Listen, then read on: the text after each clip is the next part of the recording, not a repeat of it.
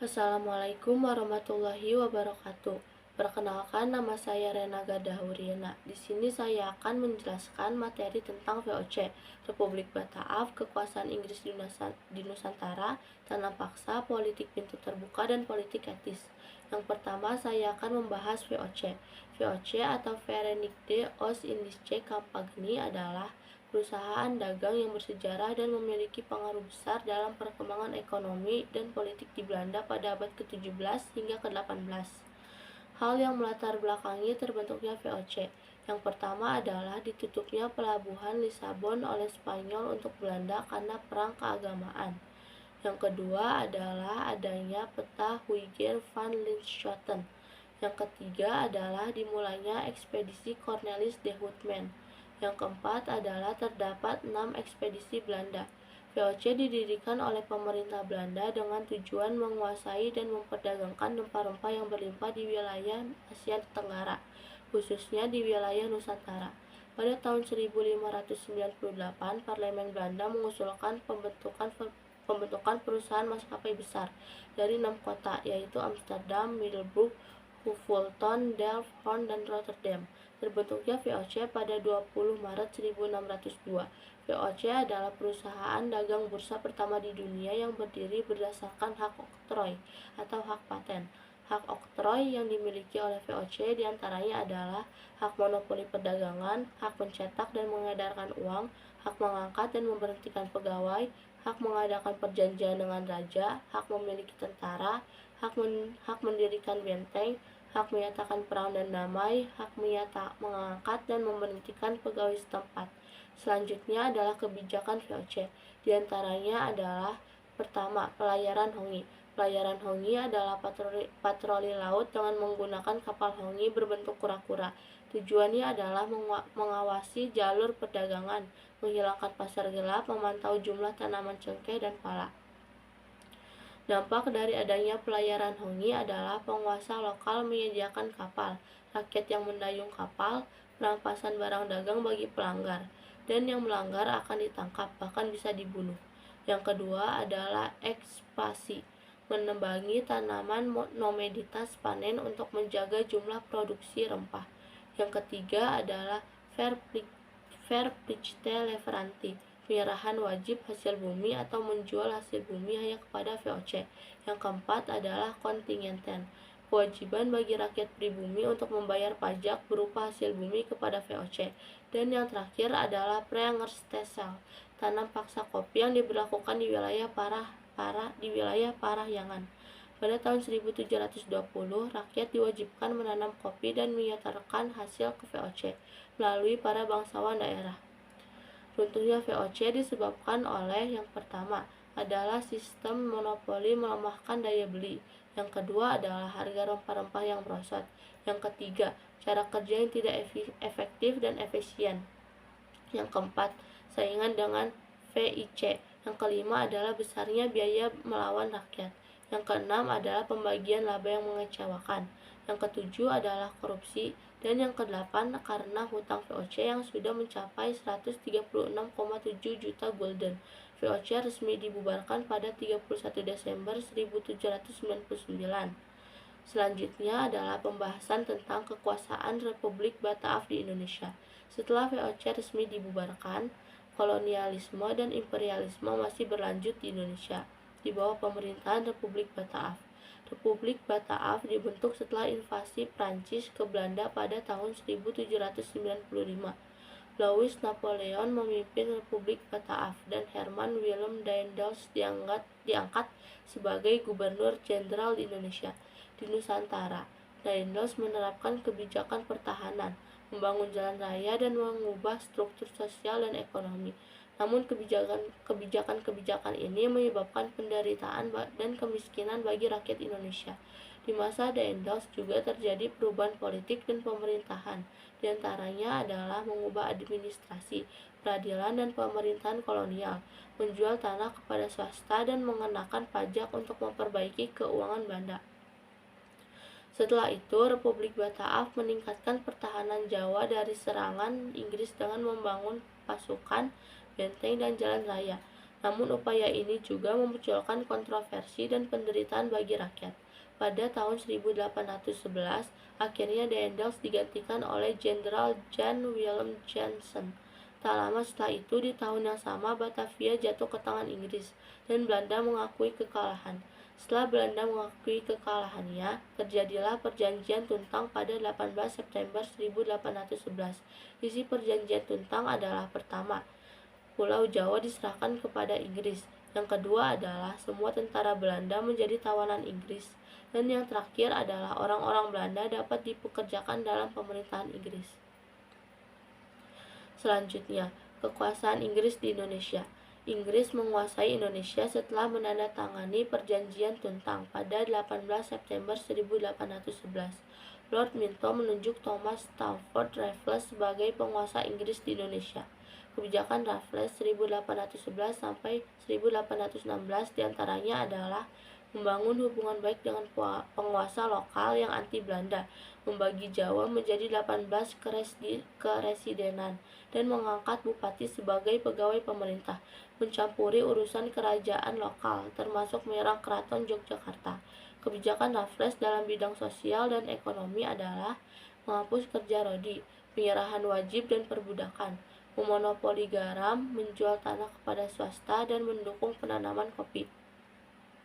Menerapkan sewa tanah, land rent, dengan harga tergantung pada kondisi tanah. Ada juga 3 prinsip Raffles, diantaranya adalah segala bentuk kerja rodi dan penyerahan wajib dihapuskan.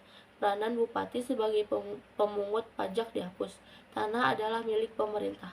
Kendala dan dampak dalam menerapkan kebijakan Raffles yang pertama adalah kesulitan mengubah budaya dan melepas kebijakan kolonial. Kedua, masalah pengawasan. Peran bupati yang kuat dan perbudakan masih ada. Ketiga, meski gagal memberikan keuntungan bagi Inggris, tapi kebijakan Raffles meninggalkan dampak positif, seperti buku sejarah, Kebun Raya Bogor, dan Rafflesia Arnoldi.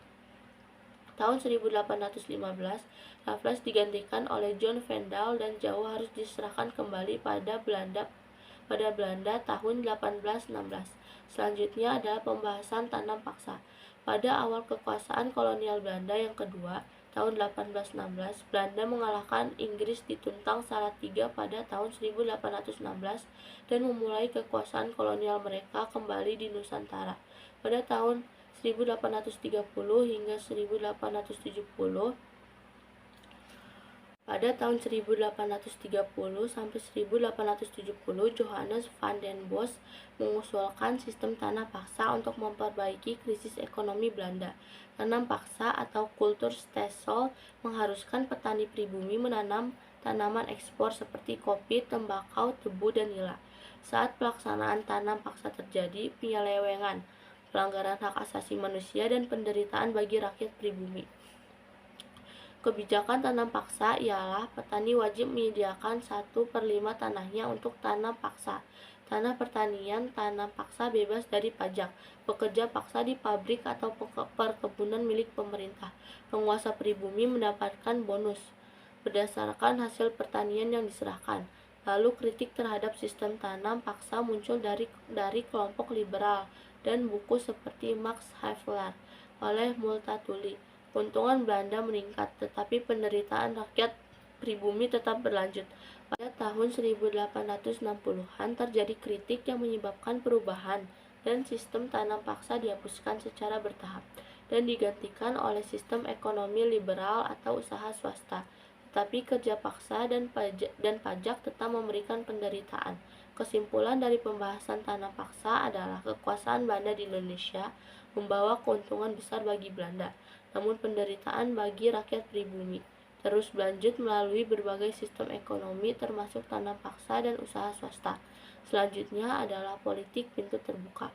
Politik pintu terbuka atau open door policy adalah kebijakan politik perekonomian Indonesia yang dibuka untuk pihak swasta dan diterapkan oleh pemerintah kolonial Belanda.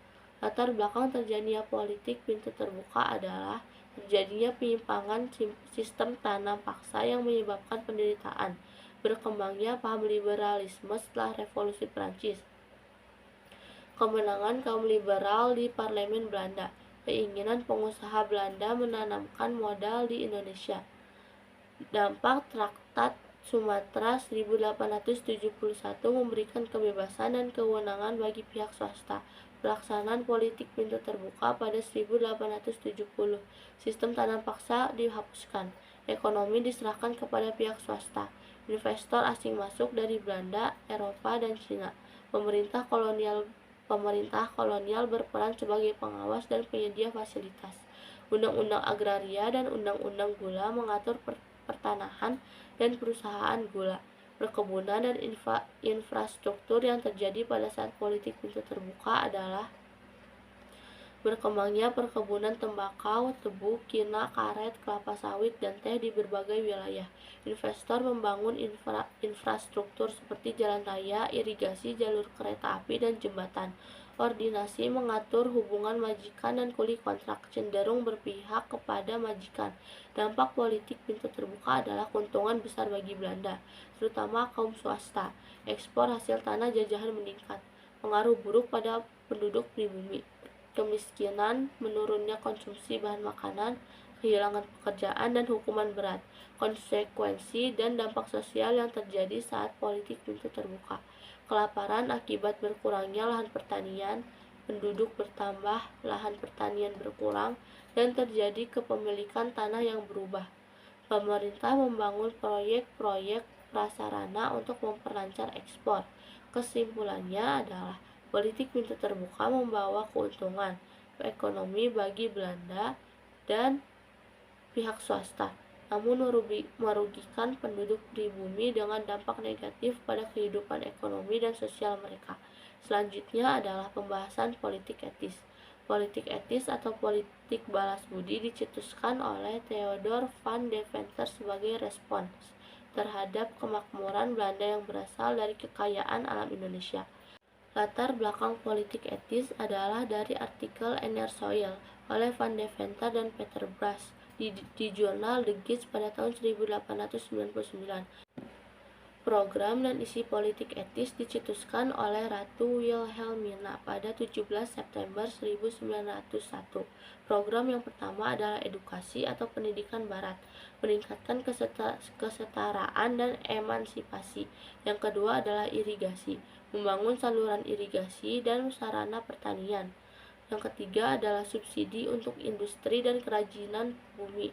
Yang terakhir adalah imigrasi, perpindahan penduduk keluar Jawa, terutama ke Suriname. Penyimpangan dan penerapan politik etis adalah terjadinya diskriminasi dalam pendidikan, terbatas pada orang tertentu. Irigasi fokus pada perkebunan Belanda. Imigrasi bukan untuk meratakan penduduk, tetapi untuk memenuhi tenaga kerja di perkebunan Belanda. Dampak dan kelanjutan politik etis di pendidikan. Berdirinya sekolah-sekolah dan munculnya kaum terpelajar. Sarana dan prasarana pertanian adalah saluran air, waduk, dan transportasi. Kaum terpelajar dan pergerakan nasional, contohnya Dr. Sutomo mendirikan Budi Utomo. Pemerataan pendudukan dan kesadaran bangsa meningkatkan hak-hak bangsa Indonesia. Kesimpulannya adalah politik etis memberikan dampak positif seperti pembangunan infrastruktur dan peningkatan pendidikan, tetapi terdapat penyimpangan dan kritik terhadap implementasinya. Sekian yang dapat saya sampaikan. Wassalamualaikum warahmatullahi wabarakatuh.